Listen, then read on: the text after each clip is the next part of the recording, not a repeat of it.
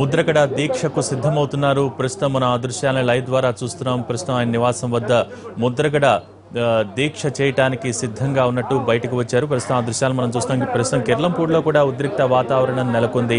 ముద్రగడ ఇంటి ముందు ఇప్పటికే భారీగా కాపు నేతలు అక్కడికి చేరుకున్న సందర్భం ఉంది.